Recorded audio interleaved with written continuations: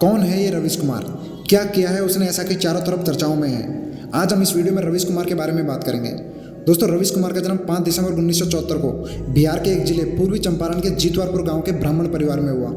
रवीश कुमार ने अपनी graduation Deshbandhu college से और post graduation diploma in journalism उन्होंने Indian Institute of Mass Communication से किया।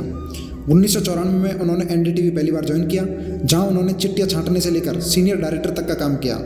उन्होंने एनडीटीवी पर खूब सारे प्रोग्राम चलाए, जिनमें से कुछ फेमस थे प्राइम टाइम, हम लोग, रवीश की रिपोर्ट और देश की बात। अपनी पत्रकारिता के चलते हुए उन्हें कई बार जान से मारने की धमकी भी मिली और मिलती भी रहती है। दोस्तों, अगर रवीश कुमार की पर्सनल लाइफ की बात करें तो उनकी 2 बेटियां हैं और उनकी वाइफ नयना दास गुप्ता जी, जो कि लेडी श्री राम कॉलेज में हिस्ट्री पढ़ाती हैं। रवीश कुमार ने जर्नलिज्म के क्षेत्र में कई सारे अवार्ड जीते हैं। उन्हें 2 बार Ramnath Goenka excellence in journalism award मिल चुका है, पहली बार 2013 में और दूसरी बार 2017 में। और उसके अलावा उनको कई सारे अवार्ड मिले हैं। रेडिंग अवार्ड 2016 में, Gauri Lankesh award for journalism, Kuldeep mayor journalism award 2017 में, गणेश शंकर विद्यार्थी अवार्ड फॉर हिंदी जर्नलिज्म, और सबसे इंपॉर्टेंट उन्हें रेमन मैग्सेसे अवार्ड, जो उन्हें अपनी बेस्ट पत्रकारिता के चलते 2019 में मिला। दोस्तों, अनिल अडानी, जो कि प्रधानमंत्री नरेंद्र मोदी के काफ़ी करीबी माने जाते हैं, जैसे उन्होंने एनडीटीवी का हॉस्टल टेक ओवर किया, उसके बाद एनडीटीवी के फाउंडर और प्रमोटर प्रणय रॉय और राधिका रॉय ने इस्तीफा दे दिया। उसके अगले ही दिन रवीश कुमार ने 30 नवंबर 2022 को एनडीटीवी से इस्तीफा दे दिया। उनके इस इस्तीफे की खबर एनडीटीवी ग्रुप की प्रेसिडेंट सुपर्णा सिंह ने एनडीटीवी के सभी स्टाफ को मेल करके बताई। इस मेल में लिखा है कि रवीश ने एनडीटीवी से इस्तीफा दिया है और कंपनी ने उनके इस्तीफे को तत्काल प्रभाव से स्वीकार कर लिया है। और साथ में लिखा कि रवीश दशकों से एनडीटीवी का एक अभिन्न हिस्सा रहे हैं और उनका योगदान बहुत अधिक रहा है। हम जानते हैं कि वो एक नई शुरुआत कर रहे हैं जिसमें वो बेहद सफल होंगे। दोस्तों, जब इस दौर में लोकतंत्र का चौथा स्तंभ कहे जाने वाली मीडिया सत्ता की गुलाम नजर आ रही थी, तब भी रवीश कुमार लगातार सत्ता से सवाल करते नजर आए।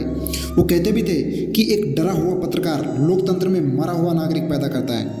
और वैसे भी दोस्तों, ये कहना ज़्यादा सही होगा कि एनडीटीवी से रवीश कुमार नहीं थे, रवीश कुमार से एनडीटीवी था। दोस्तों, जब रवीश कुमार ने एनडीटीवी से इस्तीफा दिया तो उनके अपने चैनल रवीश कुमार ऑफिशियल पर लगभग 6 लाख सब्सक्राइबर थे, और अब जब मैं ये वीडियो रिकॉर्ड कर रहा हूँ तो उनके सब्सक्राइबर 20 लाख से ऊपर हैं। पिछले 2 दिनों में लगभग 15 लाख लोगों ने रवीश कुमार के चैनल को सब्सक्राइब किया है। दोस्तों, रवीश कुमार ने पत्रकारिता से समय निकालकर कुछ किताबें भी लिखी है।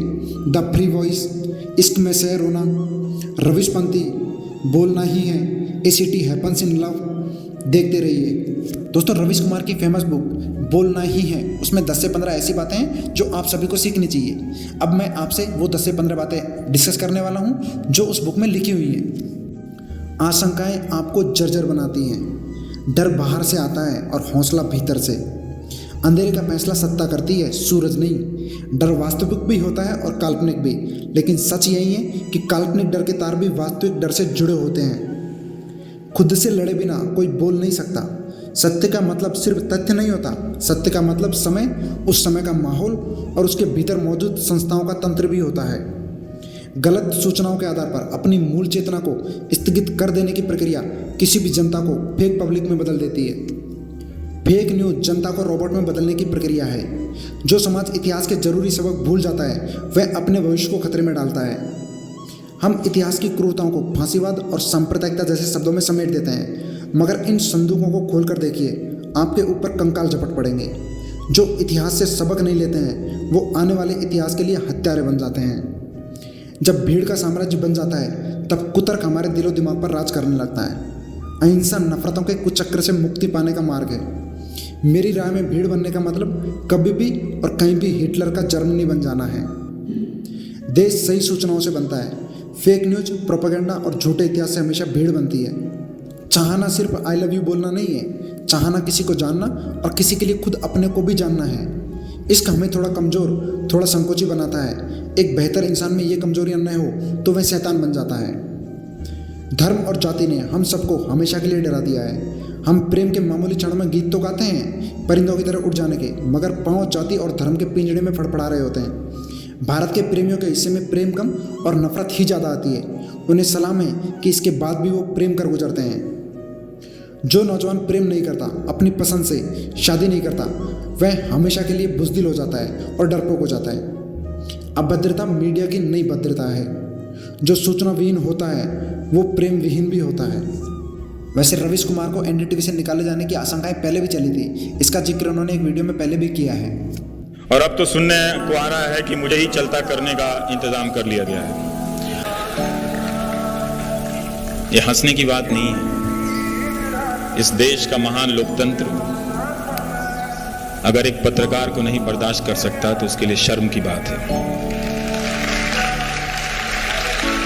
मैं गलत बोल सकता हूं, मैं खराब बोल सकता हूं, लेकिन आपने अगर मेरी हत्या की कामना की है तो वो शर्म की बात है। आपने मुझे उठाकर कहीं फेंकने की कामना की है तो वो शर्म की बात है। ये गांधी के देश में कभी नहीं हो सकता था। जो गांधी अंग्रेजों से लड़ते थे अगर उसे भी शत्रु नहीं कहते थे। हम उस देश के हैं। आप मेरा मजाक उड़ा रहे थे उस दिन। वो सबसे शर्मनाक दिन था जब मेरा फोटो तरह तरह से ट्विटर पर बनाकर चलाने